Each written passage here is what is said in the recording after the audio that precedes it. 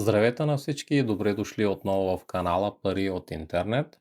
От вчера напрежението между Доналд Тръмп и Европа значително намаля.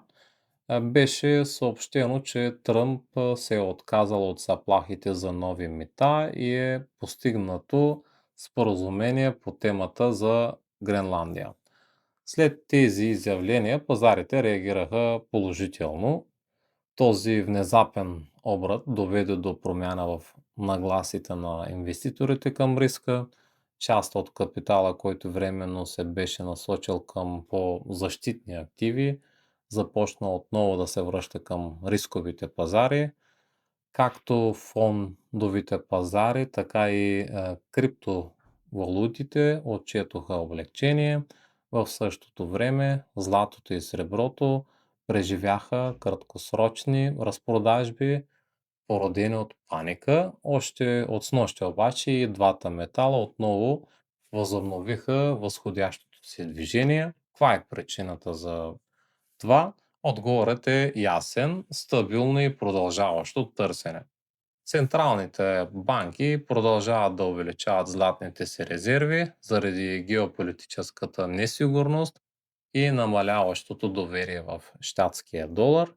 Някои държави, като например Сърбия, активно засилват златните си резерви чрез ускорени покупки.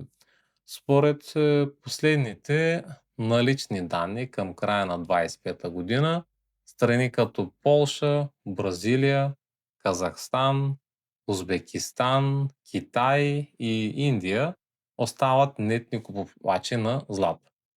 Това показва, че интересът към златото не е краткосрочен, а стратегически.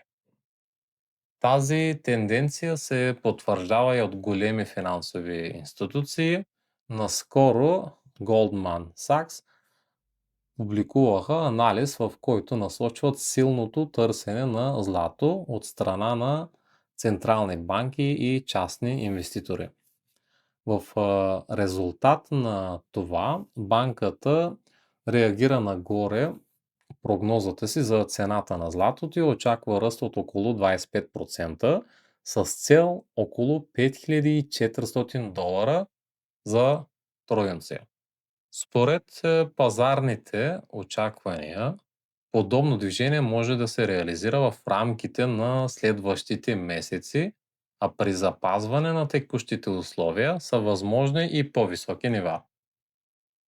Преди да преминем към графиките, напомняме, че това съдържание не представлява инвестиционен съвет. Ако видеото ви е полезно, подкрепете ни с харесване и коментар. Това помага на канала да достига до повече хора. От техническа гледна точка, възходящ тренд при златото остава ясно изразен. С наближаването на седмичното затваряне се наблюдава запазване на позитивната структура. При запазване на текущия импулс, техническите модели допускат движение към по-високи целеви зони в рамките на средносрочен период.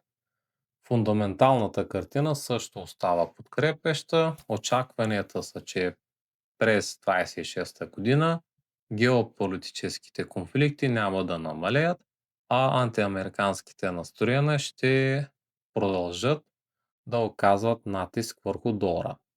Това създава предпоставки централните банки да продължават да диверсифицират резервите си, като увеличават дела на златото. При среброто движението остава по-волатилно, липса същата ясно изразена и стабилна техническа структура, каквото наблюдаваме при златото. Поради това инвеститорите подхождат по-внимателно, като често предпочитат по-консервативна експозиция чрез златото. На криптопазара движенията остават смесени. Биткоин показва колебания и в момента ключово значение има зоната около 90 500 долара. Ако цената не успее да се задържи над това ниво, След седмичното затваряне е възможен тест на по-ниски подкрепи.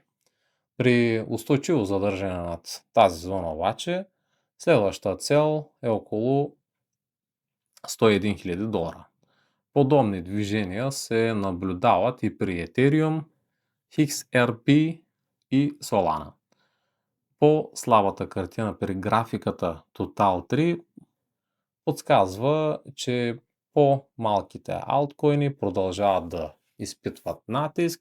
В този контекст фокусът върху по-утвърдени криптовалути с по-голяма пазарна капитализация остава по-разумен подход.